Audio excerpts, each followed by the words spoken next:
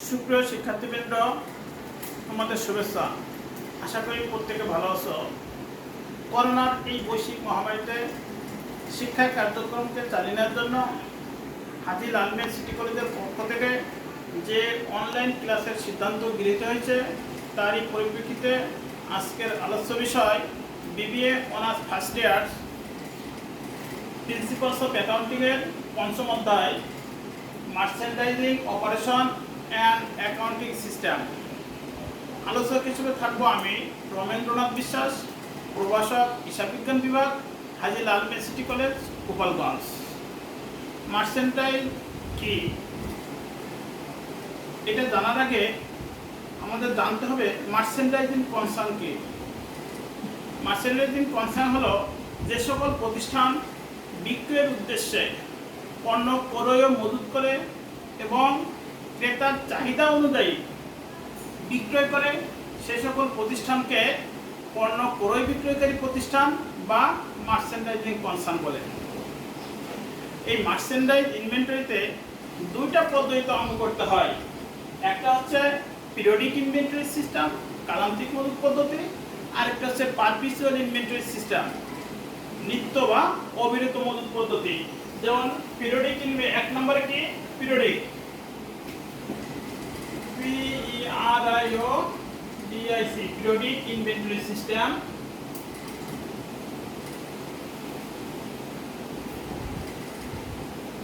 কালান্তিক মজুত পদ্ধতি।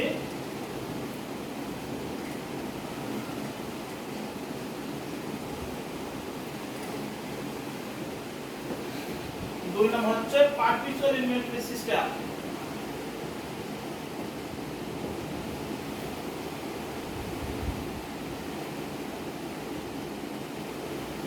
বা অবিরত মজুত।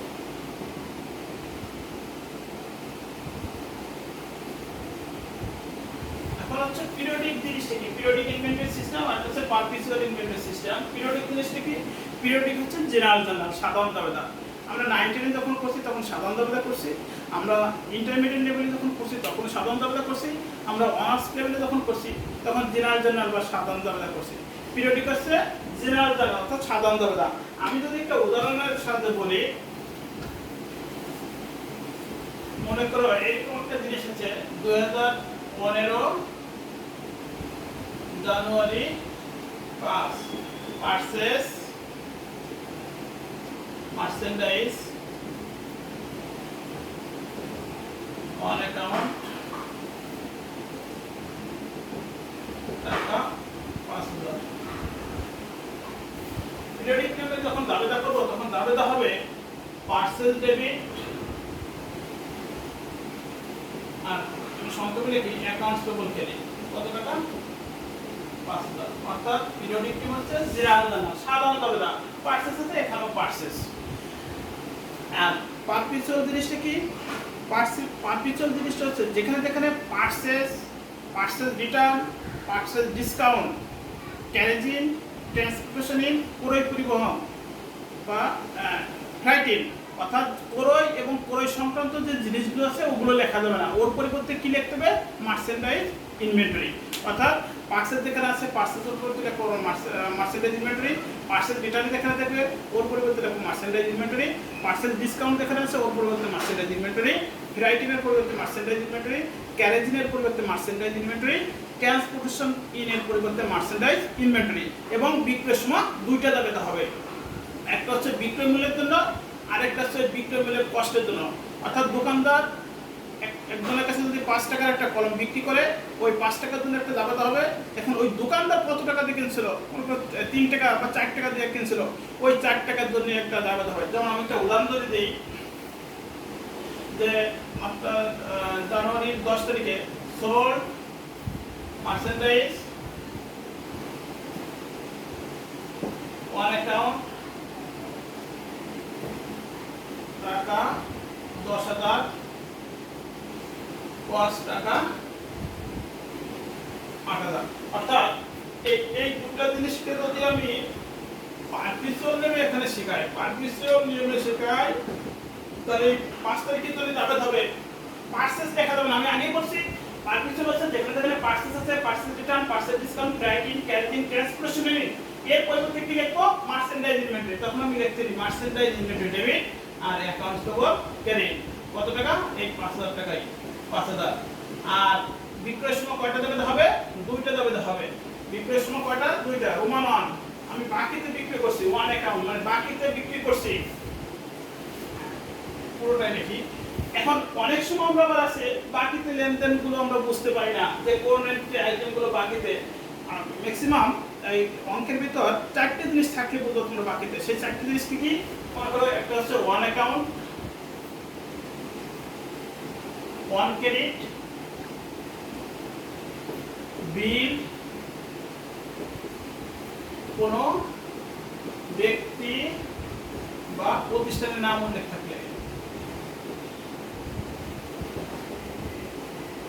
নাম উল্লেখ থাকলে। এই চারটি জিনিস থাকলে আমরা বাকিতে লেনদেনগুলো বুঝতে পারবো যে ওয়ান অ্যাকাউন্ট মানে বাকিতে, ওয়ান ক্রেডিট মানে বাকিতে, বিল মানে বাকিতে, কোনো ব্যক্তি বা প্রতিষ্ঠানের নাম যদি লিখে থাকে। যেমন এখানে আগের এন্ট্রি আছে ওয়ান অ্যাকাউন্ট, ওয়ান অ্যাকাউন্ট টাকা 5000। এখন দেখো পিরিয়ডিক কি করছিলাম? পার্সেস ডেবিট আর অ্যাকাউন্টস পেবল ক্রেডিট। পার্থক্যটা কি? এখানে আমি পার্সেসের উপর কি লিখবো? Merchandise inventory debit, accounts payable credit. এবং বিক্রয়ের সময় দুটো দাবিতে হবে। একটা বিক্রয় মূল্যের জন্য অর্থাৎ 10000 টাকা যদি দাবিতে হবে, বাকিতে বিক্রি করছি অ্যাকাউন্ট রিসিভেবল ডেবিট। আর হচ্ছে সেলস ক্রেডিট টাকা কত? 10000। আবার রোমান প্রতি দাবিতে হবে। রোমান প্রতি কি দাবিতে করব? রোমান প্রতি যদি দাবিতে হবে cost of goods sold debit, cost of goods sold debit আর মার্চেন্ডাইজ ইনভেন্টরি ক্রেডিট। টাকা কত? 8000 টাকা। তোমরা কি পিরিয়ডিক এবং পার্টিসিয়াল হিসেবে বুঝতে পারছো? পিরিয়ডিক আছে জেনারেল জেনারেল, আর পার্টিসিয়াল হচ্ছে যেখানে যেখানে পার্সেস আছে, পার্সেস রিটার্ন আছে, purchase discount, credit, carrying, transportation অর্থাৎ ক্রয় সংক্রান্ত যাবতীয় লেনদেনের পরিবর্তে আমরা কি লিখবো? Merchandise inventory. আর বিক্রয়ের সময় কয়টা দিতে হবে? দুইটা। একটা হচ্ছে বিক্রয়ের জন্য আর একটা বিক্রয়ের কষ্টের জন্য, খরচের জন্য। এখন প্রশ্ন কথা আমাকে যদি বলে যায় পিরিয়ডিক টিএমএ করো, সরাসরি বলে যায় আমরা পিরিয়ডিক টিএমএ করব। প্রশ্ন কথা যদি বলে পার্টিসিয়াল নেমে করো, আমরা সরাসরি পার্টিসিয়াল নেমে করব। এখন প্রশ্ন কথা যদি আমাকে কিছু না বলে, যদি উত্তর রাখি তো বললো একটা মার্চেন্ডাইজ ইনভেন্টরি করো, এখানে পিরিয়ডিকও নেই, পার্টিসিয়াল নেই, সেক্ষেত্রে আমার করণীয় কি? সেক্ষেত্রে করণীয় হচ্ছে আমরা দেখবো যে লেনদেনগুলো আছে ওখানে সোল বা সেলস কোথায় আছে? সোল বা সেলস।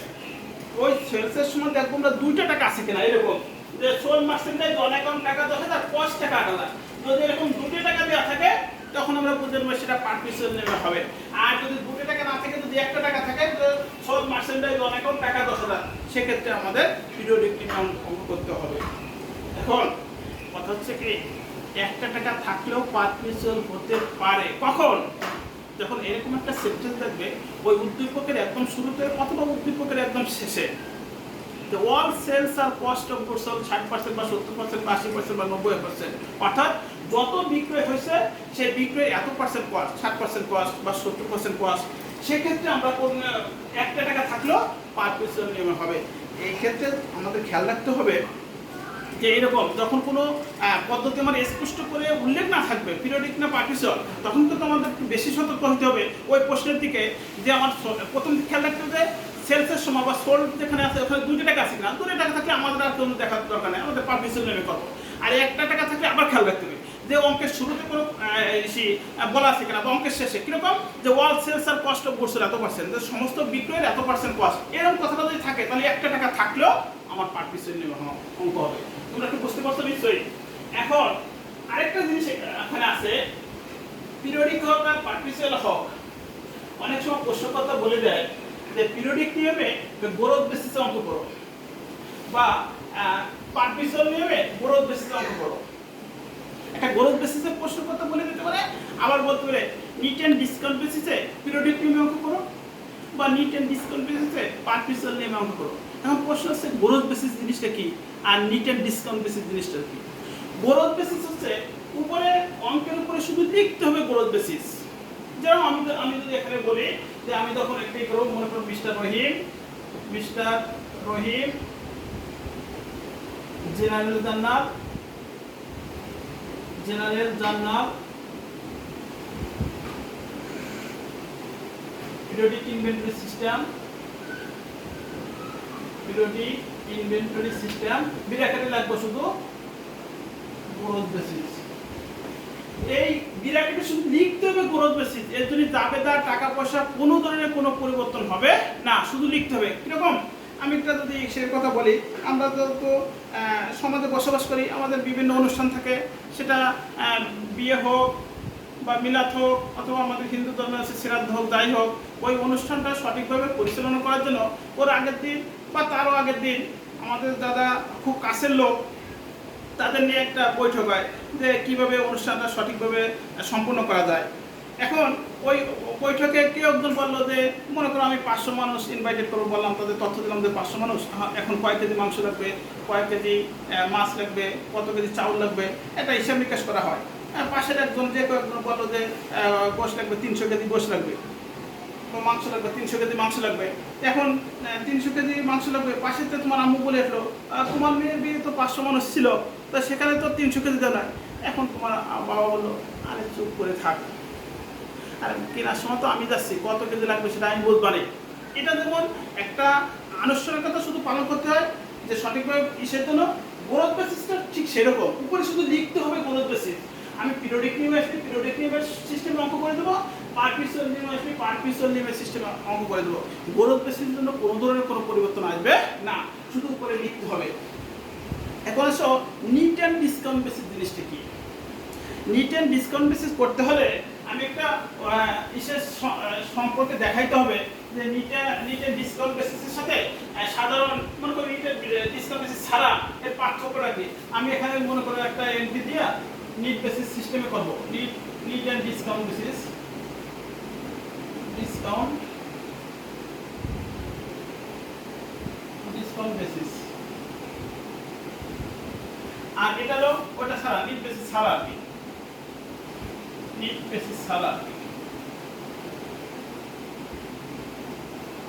অর্থাৎ নিট বেসিস ছাড়া কি নিট বেসিস সহজ আমার কিভাবে করতে হবে। আমি যদি একটা উদাহরণ দিই, এখানে মনে করো 2015 জানুয়ারি মাসের 5 তারিখে পারচেজ মার্চেন্ডাইজ সংক্ষেপে লিখলাম, ওয়ান অ্যাকাউন্ট টাকা 10,000, টার্মস মানে শর্ত 2/10 and 30। আমার এই নিট অ্যান্ড ডিসকাউন্ট বেসিস করার আগে এই শর্তটা সম্পর্কে ভালো করে জানতে হবে। এই শর্তটা মানে কি, 2/10 and 30 অর্থাৎ 2/10 and 30 এর মানেটা কি। মানেটা হচ্ছে মনে করো আমি তোমাদের কারোর কাছে 10,000 টাকা পাই, এখন টাকা দিচ্ছ না, আমি তোমাদের একটা অফার দিলাম যে আগামী টাকাটা আমার খুব দরকার, আগামী 10 দিনের ভেতর যদি টাকা দাও তাহলে তোমাদের 2% ছাড় দেবো। এই দিতে আগামী 10 দিনের ভেতর টাকা দিলে 2% ছাড় দেবো, কিন্তু অবশ্যই কিন্তু আমার 30 দিনের ভেতর টাকা দিতে হবে। সেক্ষেত্রে কিন্তু 10 দিনের পরে দিলে কিন্তু তুমি টাকা পয়সা পাবা না। এখন আমি নিট বেসিস ছাড়া যখন করবো, আমি মনে করি এটা পার পিসের নেমে করবো, পার পিসের নেমে এটা পার পিসের নেমে। নিট বেসিস ছাড়া যখন করবো তখন দাবিতে হবে যেহেতু পার পিসের নেমে করতেছি আমি মার্চেন্ডাইজ ইনভেন্টরি ডেবিট আর অ্যাকাউন্টস পেবল ক্রেডিট। টাকা কত 10,000, এখানে কত টাকা হচ্ছে 10,000। এইটাই যদি আমি নিট বেসিসে করি, এইটাই যখন আমি নিট বেসিস যাবে তা একই হচ্ছে মার্চেন্ডাইজ ইনভেন্টরি ডেবিট আর accounts payable credit. Net basis হচ্ছে আচ্ছা এই যে এটা আমি যখন করতে দেবো আমি দেখবো যে আমি 10 দিনের ভিতর পাইছি কিনা, পার্টটা টাকা এখানে আসবে না, পার্টটা আমি দেখবো যদি আমি পার্টটার ভিতর করেছি তখন আমি আরেকটু এখানে দেখাই। মনে করি এরপর আছে 10 তারিখ, 10 তারিখ আছে পারচেজ রিটার্ন, পারচেজ রিটার্ন 2,000 টাকা। এক্ষেত্রে আমি দাবিটা করতেছি অ্যাকাউন্টস পেবল ডেবিট আর হচ্ছে মার্চেন্ডাইজ ইনভেন্টরি ক্রেডিট, টাকা হচ্ছে 2,000।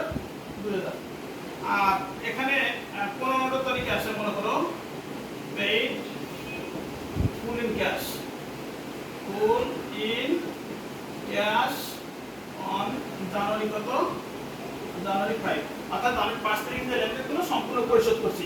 আচ্ছা এখন যদি পরিশোধ করি, দেখো এখন বলবো কি করে যে আমি বাটার টপ করছি কিনা। মোস্ট ইম্পর্টেন্ট খেয়াল করো, আমি এই লেনদেনটা কত তারিখে করে করছিলাম 5 তারিখে, আমাকে কয়দিন সময় দেওয়া হয়েছিল 10 দিন, 10 দিন। আর যেদিন ক্রয় বিক্রয় হয় ওই দিন হিসেবে ধরা হয় না, এই দিন আরেকদিন বাড়াইতে হয়। তাহলে গণনাটা হচ্ছে 10 + 15 16 তারিখ।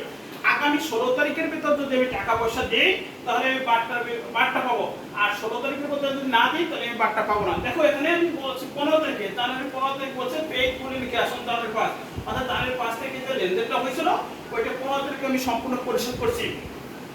এখন এক্ষেত্রে দাবিটা হচ্ছে কি, দেখো আমি বারটা ভিতর করছি, কিন্তু এখন দাবিটা হচ্ছে accounts payable debit, cash credit, আর হলো মার্চেন্ডাইজ ইনভেন্টরি, পার্সেল ডিসকাউন্ট।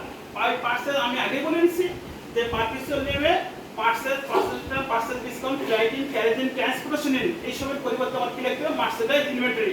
এখন দেখো টাকাটা কত টাকা ছিল, 10,000, সেখান থেকে ফেরত দিছি কত, 2,000, তাহলে অ্যাকাউন্টস বলে 8,000 টাকা। এই 8,000 টাকার উপর কয় পার্সেন্ট বাটার দর কত ছিল, 2%, আর কোন ছিল 160 টাকা। 8,000 থেকে 160 থেকে থাকে 7,840 টাকা। এখানে দেখো আমি নিট বেসিস ছাড়া আমি জিনিসটা বলছি। এখন এই জিনিসটাই যদি আমি নিট বেসিসে বুঝাইতে চাই তাহলে আমার কি করণীয়, এখন আমি দাবেদায় একই হলো, দেখো এখানে মার্চেন্ডাইজ ইনভেন্টরি করছি, অ্যাকাউন্টস পেয়েবল করছি, এখানে মার্চেন্ডাইজ ইনভেন্টরি, অ্যাকাউন্টস পেয়েবল। এই নিট বেসিসে যে তারিখে আমি করে দেবো ওই তারিখের সাথে সাথে আমি বার্তার টাকাটা কেটে রাখবো। আচ্ছা তাই যদি করি তাহলে 10,000 টাকার পর 2% কেন কত হলো, 9,800 টাকা। এখানে কত হলো, 9,800 টাকা। আবার আমি করছি 10 তারিখে, 10 তারিখে যখন এটা হলো 5 তারিখে, জানুয়ারি 5, আমি 10 তারিখে যখন করছি এখানে কি accounts payable debit, merchandise inventory, এখানেও তাই করব যে accounts payable debit, accounts payable debit আর মার্চেন্ডাইজ ইনভেন্টরি ক্রেডিট। এখানে টাকা কত, এই যে 2,000 টাকার উপর 2%, 2,000 টাকার উপর 2% করলে 2,000 টাকা 40 টাকা, তাহলে 2,000 থেকে 40 টাকা বাদ দিলে থাকে কত, 1,960 টাকা। এখানে থাকছে 1,960 টাকা। এখন আসো 15 তারিখে, 15 তারিখে আমি যখন করব তখন পেইড ফুল ক্যাশ সম্পূর্ণ টাকা পরিশোধ করছি। এই ক্ষেত্রে দাবিতে হবে অ্যাকাউন্টস পেয়েবল ডেবিট আর হলো ক্যাশ ক্রেডিট। কেন বারটা মার্চেন্ডাইজ ইনভেন্টরি বা পার্সেল ডিসকাউন্ট আসবে না কেন, আমি তো অলরেডি আগেই বারটা টাকা কেটে রাখছি, এখানে তো আবার বারটা টাকা কাটার প্রশ্নই আসে না। এই ক্ষেত্রে যখন টাকা কি হবে, টাকায় 9,800 টাকা থেকে 1,960 টাকা বিল করতে হবে, যে টাকা থাকে সে টাকা 9,800 মাইনাস 1,960, যেটা হয় এখানেও সেই 9,800 মাইনাস 1,960। অর্থাৎ দেখো এখন তোমরা এই উদাহরণের সাথে তোমরা নিট বেসিসে বুঝতে পারছো যে নিট বেসিস হচ্ছে যে তারিখে ক্রয় করব সাথে সাথে সেই তারিখে এই বার্তা টাকাটা কেটে রাখবো। আর যখন নিট বেসিস ছাড়া করবো, আমরা যখন টাকা পয়সা পরিশোধ করতে যাবো তখন আমি দেখবো বার্তাটা বিতরণ করছি কিনা। আর নিট বেসিসটা হচ্ছে আমি যে তারিখে ক্রয় করবো সেই তারিখেই। এখন বার্তাটা বিতরণ করছি, বেশ সমস্যা নাই। এখন প্রশ্নটা হচ্ছে এখানে একটু ছেলেমেয়েদের একটু বুঝতে হবে, যদি আমি বার্তার ভিতর না পড়ি সেক্ষেত্রে আমার করণীয় কি। দেখো বার্তার ভিতর পড়ছি কেন, ভালো কথা। এখন যদি এই লাস্টের তারিখটা যদি 15 তারিখের পরিবর্তে আমি যদি এখন 17 তারিখ দিয়ে বোঝাই তাহলে জিনিসটি কেমন হয়। দেখো আমি আগে বলছি কিভাবে গণনা করবো, আমি তো বার্তার ভিতর পড়ছি কিনা। কয় তারিখে করে করছিলাম, 5 তারিখে, আর কতদিন সময় ছিল, 10 দিন, আরেকদিন বাড়াও, তাহলে 10 + 15 = 16। আমি 16 তারিখে কিন্তু টাকা পয়সা দিচ্ছি কয় তারিখে, 17 তারিখে। আমি এখন বার্তার ভিতর করে নেই। এখন অলরেডি কিন্তু আমার এই নির্দেশে বার্তা কেটে রাখছি, কিন্তু আমি তো সঠিক সময় টাকা দিতে নেই, বার্তার টাকা দিতে নেই। এক্ষেত্রে আমার করণীয় কি, এক্ষেত্রে করণীয় হচ্ছে আমি এক্ষেত্রে দেখাবো যে 17 তারিখ দিয়ে যখন দেখাবো তখন দাবিতে হবে accounts payable debit, purchase discount, loss debit আর হলো ক্যাশ ক্রেডিট। আচ্ছা ক্যাশে দেখো কত টাকা ছিল, 10,000, সেখান থেকে ফেরত দিছি কত, 2,000, তাহলে ক্যাশ 8,000, তাহলে 2,000 বাদে থাকলো 8,000 টাকা। আচ্ছা এই আমি কয় পার্সেন্ট বার্তা রাখছিলাম, 2% বার্তা কেটে রাখছিলাম। এই 8,000 টাকার উপর 2% কাটতে হবে, তাহলে আমি কোন 160 টাকা ডেবিট আর 160 টাকা 60 টাকা। 8,000 থেকে 160 টাকা বিয়োগ করলে থাকে তো 7,840 টাকা। এই দুটো জিনিস ডেবিট, এটা ডেবিট, দুটো যোগ করে দেখো 8,000 টাকাই হয়। অর্থাৎ আমি যখন বার্তার ভিতর না দিতে পারবো, অলরেডি বার্তার টাকাটা কেটে রাখছি, সেক্ষেত্রে আমার কিন্তু একটু সমস্যা। সেক্ষেত্রে হবে আমি যে লাভ করে রাখছিলাম সেটা এখন লস হয়ে যাচ্ছে। Accounts payable debit purchase discount loss debit আর হচ্ছে ক্যাশ ক্রেডিট। এটা হচ্ছে গ্রোথ বেসিস এবং নিট বেসিস। গ্রোথ বেসিস আগেই বললাম, শুধু উপরে লিখতে হবে গ্রোথ বেসিস, আর নিট বেসিসের পার্থক্যটা হচ্ছে এখানে। এখন আরেকটা জিনিস আমি বলি, মার্চেন্ডাইজ ইনভেন্টরির অঙ্ক করতে গেলে এই যে গ্রোথ বেসিস আমি বললাম জেনারেল। এখন কেউ যদি প্রশ্ন করে 1 তারিখে মনে করে আছে যে মিস্টার রহিম ক্যাশ এত টাকার ইকুইপমেন্ট, এত টাকা ফার্নিচার নিয়ে ব্যবসা আরম্ভ করছে। 1 তারিখে যদি এইসব কোনো কিছু নিয়ে ব্যবসা আরম্ভ করে, মার্চেন্ডাইজ ইনভেন্টরিতে এর কোনো দাবেদা হবে না। আমি আবারও বলছি, 1 তারিখে জেনারেল হলেও মার্চেন্ডাইজ ইনভেন্টরি যখন আমি অঙ্ক করব, 1 তারিখে যদি কোনো কিছু নিয়ে ব্যবসা আরম্ভ করে এর জন্য কোনো জার্নাল হবে না। তবে হ্যাঁ, 1 তারিখে হবে যদি আমি বলি 1 তারিখে লেখা থাকে যে 1 তারিখে পার্সেস মার্চেন্ডাইজ অন অ্যাকাউন্ট, সেক্ষেত্রে আমার আসবে 1 তারিখে দাবেদা আসবে। কিন্তু কোনো কিছু নিয়ে, বিগত সালের কোনো কিছু নিয়ে যদি আমি 1 তারিখে ব্যবসা আরম্ভ করি, সমান নগদ টাকা নিয়ে বা ফার্নিচার নিয়ে বা ল্যান্ড নিয়ে বিল্ডিং নিয়ে কোনো কিছু নিয়ে যদি ব্যবসা আরম্ভ করি, মার্চেন্ডাইজ ইনভেন্টরিতে কিন্তু এর জন্য কোনো দাবেদা হবে না। তোমরা যদি এর জন্য দাবেদা দাও, আমরা দেখো প্রাইমারি লেভেলে বা হাই স্কুল লেভেলে লং জাম্প দিতাম। লং জাম্প দিয়ে দেখো একটা দাগ ছিল চুনের দেওয়া, ওই চুনের দাগ পাড়ায় যদি আমরা কেউ বিষাক্ত দিতাম, সেটা কিন্তু কাউন্ট করা হতো না। তেমনিভাবে আমার মার্চেন্ডাইজ ইনভেন্টরিতে যদি কোনো কিছু নিয়ে ব্যবসা আরম্ভ করে, ওর জন্য যদি দাবেদা দাও, তাহলে তোমাদের যে খাতাগুলো কাটবে, যা তোমাদের যে সাদা, তারা ভাববে যে এটা সে এই নিয়মের কিছুই জানে না, সে মার্চেন্ডাইজের কিছুই জানে না। ওই যে ওই রকমের অবস্থা হবে। এই কারণে বলছি, মার্চেন্ডাইজ ইনভেন্টরিতে শুরুতে যদি কোনো কিছু নিয়ে ব্যবসা আরম্ভ করে, এর জন্য কোনো জার্নাল হবে না। এখন আসো, এটা আমি পার্সেস সংক্রান্ত বললাম, এত সময় যে লেকচারটা দিলাম এটা হচ্ছে পার্সেস সংক্রান্ত। এখন এন্ডিং ইনভেন্টরি সমাপনী মজুত পণ্য এবং কস্ট অফ গুডস সোল্ড বিক্রিত পণ্যের ব্যয়। এন্ডিং ইনভেন্টরি অর্থাৎ সমাপনী মজুত পণ্য এবং কস্ট অফ গুডস সোল্ড বিক্রিত পণ্যের ব্যয় সঠিকভাবে নিরূপণের জন্য আমাদের বহুল অনেকগুলো পরিচালিত পদ্ধতি আছে। তার ভিতর 3টে পদ্ধতির মাধ্যমে আমরা 3টে পদ্ধতি শিখি, আমরা এইগুলো সমাপনী মজুত পণ্যের মূল্য এবং বিক্রিত পণ্যের ব্যয় সঠিকভাবে নিরূপণ করতে পারবো। সেই 3টে পদ্ধতি কি? একটা হচ্ছে ফিফো মেথড, FIFO। ফিফো অর্থাৎ first in first out,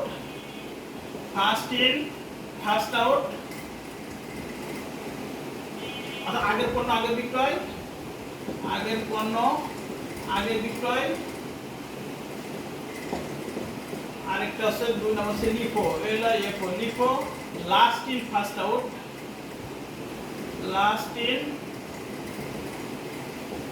out, অর্থাৎ পরের পণ্য আগে বিক্রয়,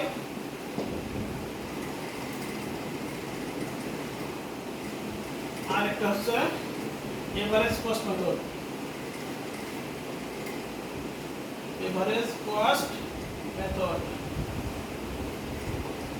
এটা হলো পরে বিক্রয়। এখন দেখো, FIFO first in first out, আগের পণ্য আগে বিক্রয়, LIFO last in first out এবং এভারেজ কস্ট মেথড। এই 3টে পদ্ধতির মাধ্যমে আমরা এন্ডিং ইনভেন্টরি এবং কস্ট অফ গুডস সোল্ডের মূল্য সঠিকভাবে নিরূপণ করতে পারবো।